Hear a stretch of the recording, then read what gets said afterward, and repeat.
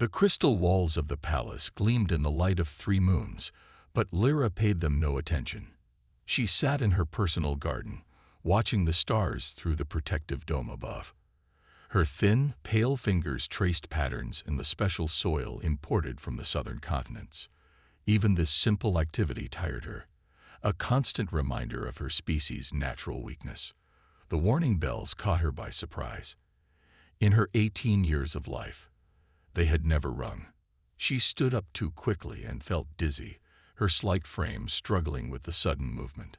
The garden's door slid open, and her guard Tom rushed in. His armor gleamed under the starlight as he hurried toward her. "Princess, we need to move. Now." His voice was firm but gentle. He knew how fragile she was, like all members of the royal family.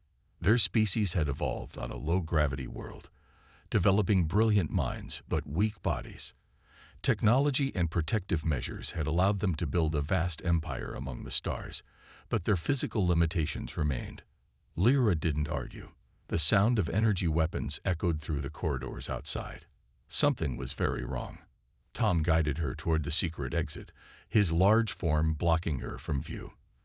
The familiar halls felt different now, threatening instead of safe. They were halfway to the escape pods when the first explosion rocked the palace. Lyra fell, her delicate bones barely handling the impact. Tom helped her up, his movements careful despite their rush. "Almost there, Princess. Just a little further." The second explosion came from much closer. The wall beside them burst inward, and Tom pushed Lyra behind a pillar. 3 figures in black armor stepped through the hole, weapons raised. Tom fired back, his shots precise, but there were too many of them. Lyra watched in horror as an energy bolt struck Tom in the chest. He fell, but not before taking 2 of the attackers with him. The last assassin turned toward her hiding spot. She tried to run, but her legs shook with exhaustion. Even this small effort was almost too much. The assassin laughed, a harsh sound that echoed off the crystal walls. "The mighty princess, so weak she can barely stand. Your family's rule ends tonight."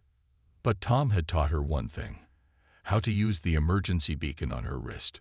She pressed it now, and the floor beneath the assassin suddenly opened. He fell, his surprise cutting off his laughter. The palace's defense systems had responded to her signal. Lyra forced herself to move. Tom's last words echoed in her mind. Almost there. The escape pod bay was just ahead. Her lungs burned with the effort, each breath a struggle. The sounds of fighting echoed from all directions now. Her family's empire was under attack, and she couldn't even run properly to save herself. She reached the pods, her fingers trembling as she pressed the access code. The door slid open, revealing the small ship inside. It was designed for her kind, cushioned and automated, requiring minimal physical effort to operate. More explosions rocked the palace. Through the pod's view screen, she saw fires breaking out in various sections of the royal complex. Her home was burning. Tears rolled down her face as she initiated the launch sequence. The pod shot out into space, its automated systems already plotting a course away from the fighting. A warning light flashed. Someone was firing at her. The pod took a hit, and alarms screamed.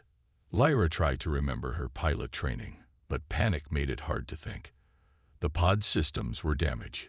It was going to make a blind jump through hyperspace. The last thing she saw before the jump was her homeworld burning. The palace's protective dome had been breached, and fires raged across the capital city.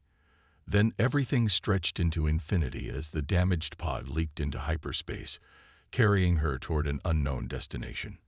In the darkness of hyperspace, Lyra curled up in the pilot's seat, her body aching from the minimal exertion of her escape. She had never felt so alone, so helpless.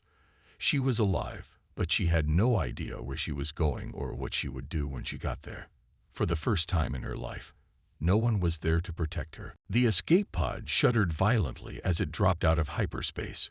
Warning lights flashed across every screen as the small ship plunged toward an unknown planet. Lyra's thin fingers gripped the safety harness, her heart beating frantically as she watched the blue-white world grow larger in the view screen. The pod's computer sparked and died, leaving her with no control over the descent. Trees rushed up to meet her, huge green things that covered the landscape below. The impact threw her forward against the harness, and pain shot through her fragile body. Everything went dark. When Lyra opened her eyes, cold air was seeping into the pod through a crack in the hull. She had never felt anything so cold before. Her homeworld was always kept at perfect temperature. She tried to move and gasped at the pain. At least 2 of her bones were broken. Injuries that could kill someone of her species. A sound outside made her freeze. Something was approaching the pod. Lyra held her breath, fighting against the pain. The emergency hatch creaked open, letting in more of the biting cold air. A figure appeared, tall and strong-looking, but shaped like her people. It was wearing thick clothes and carrying some kind of pack. "Hello." The voice was deep but gentle. "I'm not going to hurt you. Are you all right in there?" Lyra didn't answer. She couldn't tell if this creature was dangerous. On her world, even a friendly pat on the back could break bones. The figure stepped closer, and she saw it was male, with weather-worn skin and alert eyes. "I'm Marcus," he said, moving slowly. "I saw your ship come down. You're hurt, aren't you? I can help." His words were strange to her ears, but her translator implant was working. She tried to speak, but only managed a weak cough. Marcus reached for something in his pack, and she flinched away. "It's just water," he said, showing her a container. "You're safe. I'm trained in wilderness rescue and first aid. Let me help you." Lyra's vision was starting to blur. She needed help. She would die otherwise. With great effort, she nodded once. Marcus moved with surprising care for someone so strong-looking. He checked her injuries without touching her, then spoke into a small device. "I need a medical evacuation. Got a severe trauma case." He looked back at her. "Help is coming. Can you tell me your name?" "Lyra," she whispered. "Please. Careful. My bones. Very fragile." Understanding crossed his face. He reached for a thermal blanket in his pack and carefully draped it over her without letting it put pressure on her injuries. "Don't worry. I'll make sure they know to be gentle." The next few hours passed in a blur of pain and movement. Marcus stayed with her, keeping other humans away and explaining her condition to the medical team. She heard words like unprecedented and extraordinary, but Marcus made sure they treated her with the delicacy she needed. They took her to a place Marcus called a special care facility. The room they put her in was quiet and clean, though primitive compared to her home. Marcus spoke with the doctors, explaining things she didn't understand. Through it all, he stayed nearby, making sure no one handled her roughly. When they were finally alone, Lyra looked at her savior with curiosity. "Why are you helping me?" Marcus pulled a chair close to her bed, but not too close. "Because you needed help. That's what humans do, or what we try to do anyway. I was a soldier once, then a survival instructor. Now I teach people how to stay alive in the wilderness. When I saw your ship crash, I couldn't just leave you there." Lyra studied him, noticing how easily he moved, how strong he seemed. Yet he was so careful with her. This planet of strong people had surprised her. Instead of using their strength to hurt her, they were using it to help. "Thank you," she said softly, feeling safe for the first time since leaving home. "I think I crashed on the right planet." Marcus smiled. "Get some rest.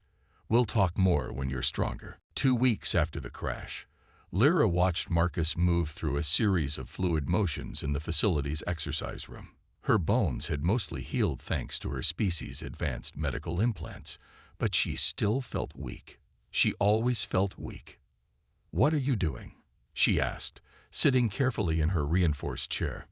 Marcus completed his movement before answering. "It's called Tai Chi, an ancient human fighting style that focuses on using an opponent's strength against them." He smiled at her curious expression. "Want to learn?" Lyra blinked in surprise. "Me? But I can barely walk without getting tired." That's exactly why it might work for you. Marcus pulled a chair over, keeping a safe distance. Look, I've been thinking about your situation. You said assassins attacked your home, right? You need to learn to defend yourself. Impossible, Lyra said, looking down at her thin arms. My people can't fight. We never could. That's why we built machines and hired guards. Marcus leaned forward. But what if you could? Not by being stronger, but by being smarter, using your opponent's power against them. Lyra thought about Tom, how he died protecting her. She had felt so helpless.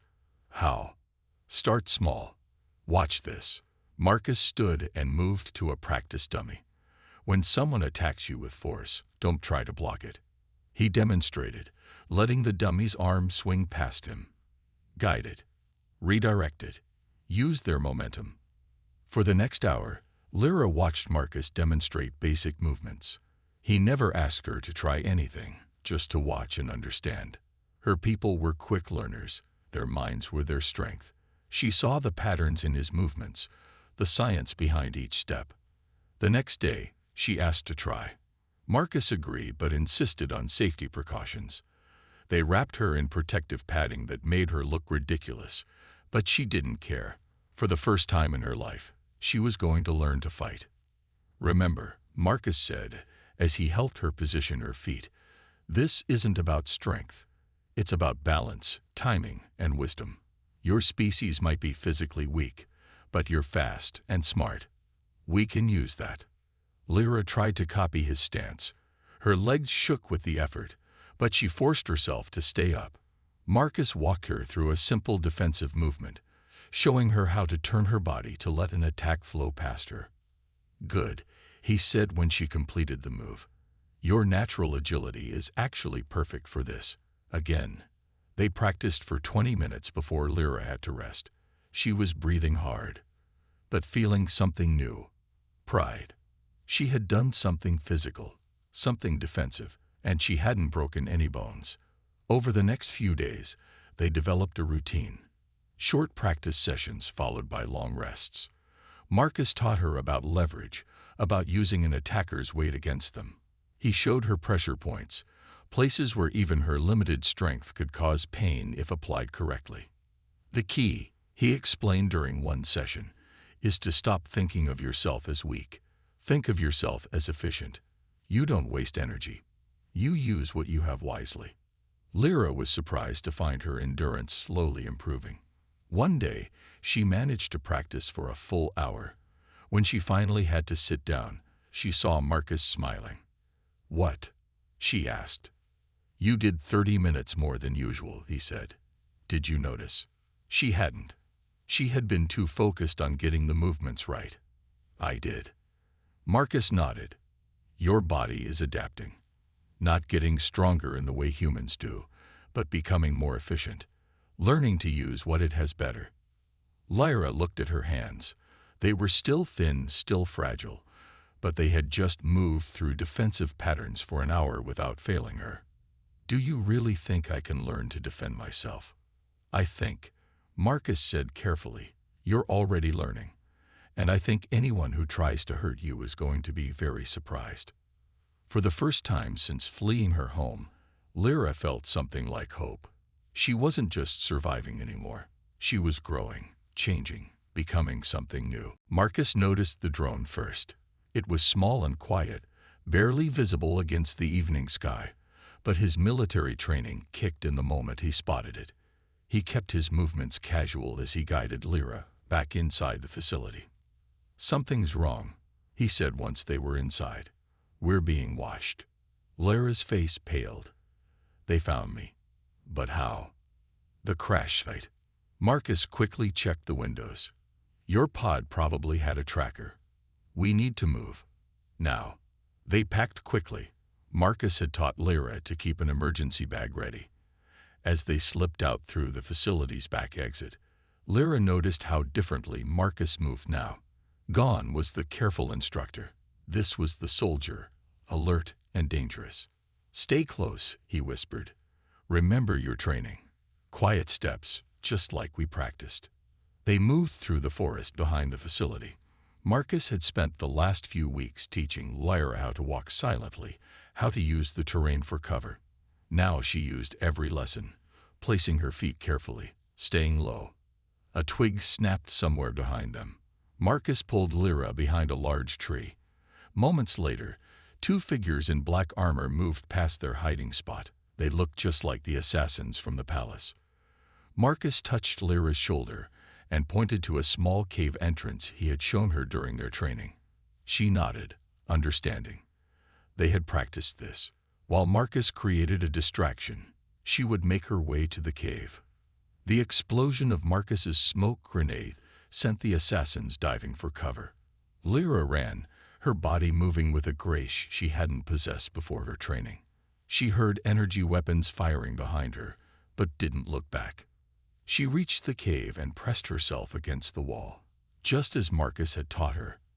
Her hearts were racing, but her mind was clear.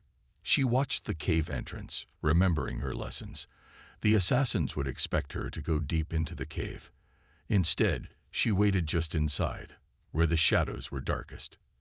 An assassin appeared at the entrance, weapon ready. Lyra held her breath. The figure took 2 steps into the cave, and Lyra moved. She used the assassin's forward momentum, just like in practice. Her thin hands found the pressure points in the armor that Marcus had taught her about. The assassin's weapon clattered to the ground. Impossible, the assassin gasped as Lyra's precise strike paralyzed his arm. You're supposed to be weak. I was, Lyra said, ducking under his clumsy grab and striking another pressure point. The assassin fell, his legs giving out. I got better. Marcus appeared at the cave entrance, dragging the unconscious body of the other assassin. He saw the one on the ground and raised his eyebrows. You did that. Lyra nodded, surprised at her own calm. Just like you taught me. Used his weight against him. Found the weak points in the armor. Good work. Marcus quickly tied up both assassins. But more will come. We need to know what they know. The conscious assassin laughed weakly. You think this is over? The whole empire is in chaos. The royal family is gone. You're the last one, princess, and you can't run forever. Lyra felt cold fear in her stomach, but she didn't let it show. Another lesson from Marcus. Never let them see your fear. My family. Are they dead or captured? The assassin said. The coup is complete. You're alone. Marcus put a hand on Lyra's shoulder. No, she's not. He looked at her, but we need a better plan than just running. They'll keep coming.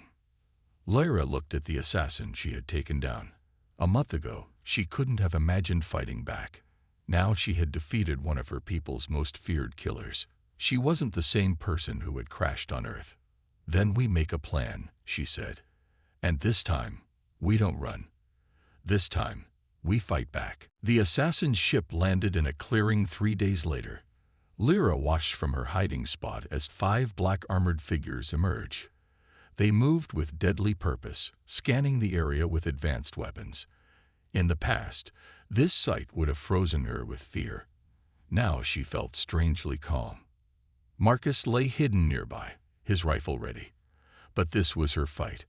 They had planned it carefully, using everything she had learned. The assassins thought they were hunting weak prey. They were wrong. Lyra pressed a button on the remote in her hand.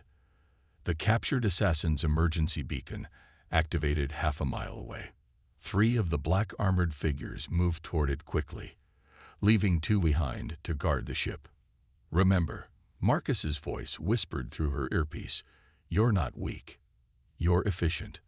Lyra moved silently through the trees, just as she had practiced hundreds of times. The 2 guards were alert, but they were watching for normal threats. They weren't ready for someone who could move as quietly as a shadow. The first guard didn't notice as Lyra crept closer. She remembered Marcus's lessons about armor weak points.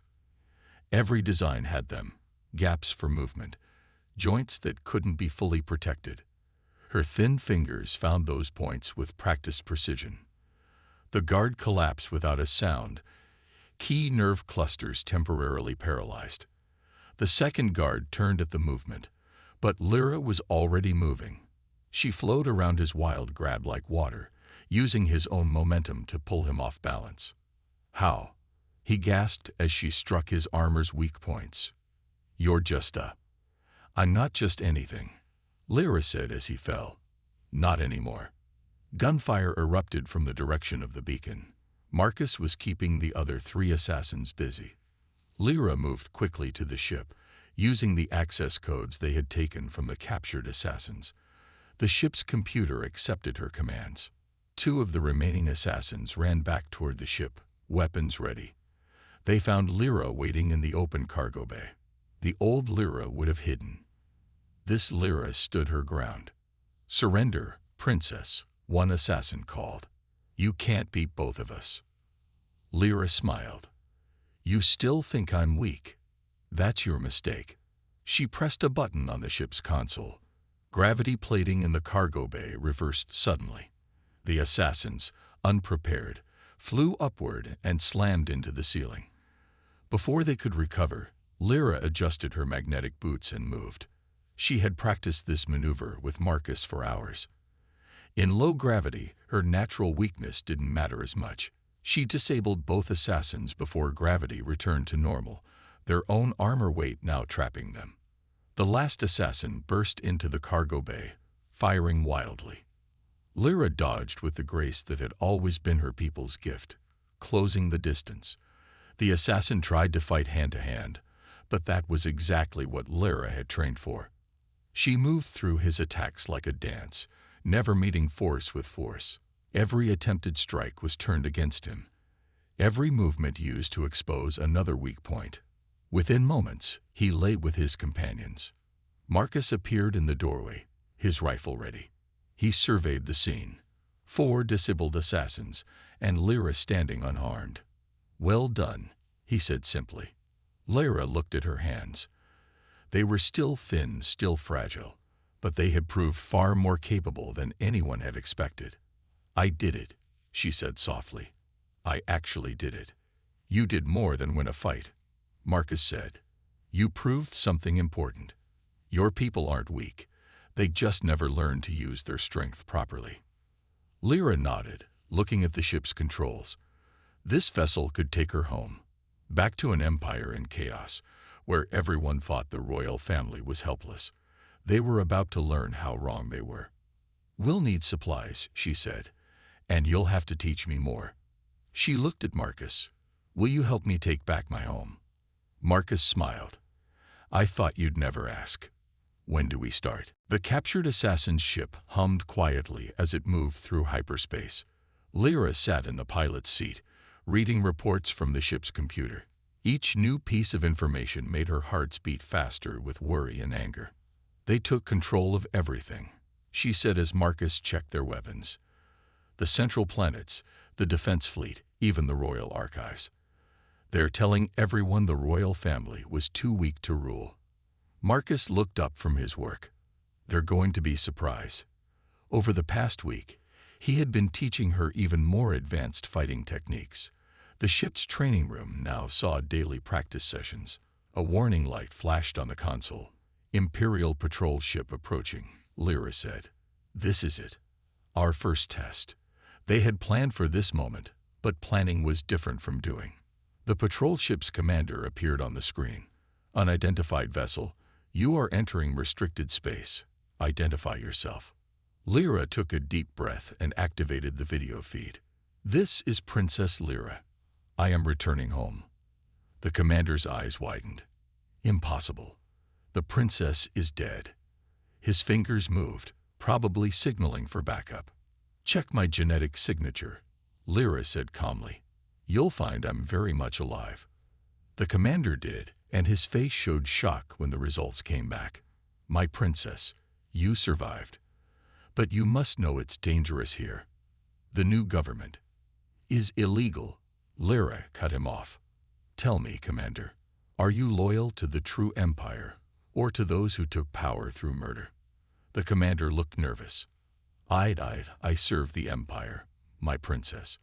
But they told us the royal family was weak, unfit to rule. Lyra stood up, letting him see her fully.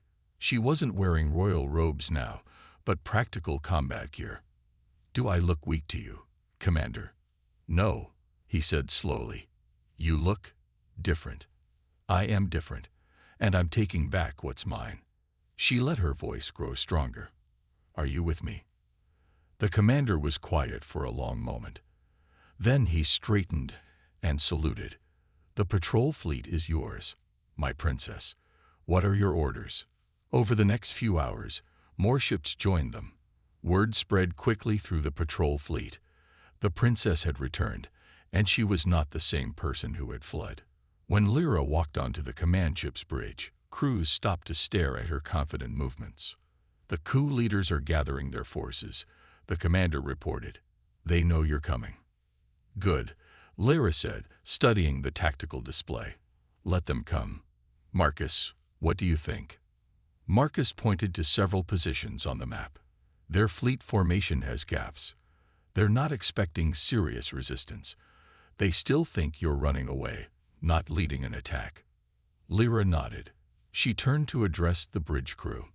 "All my life, people call our people weak. They said we needed others to protect us, that we couldn't protect ourselves." She pointed to the enemy fleet on the display. "They were wrong. We were never weak. We just didn't know our own strength. Today, we show them how wrong they were." The crew stood straighter, inspired by her words. Orders went out to the fleet.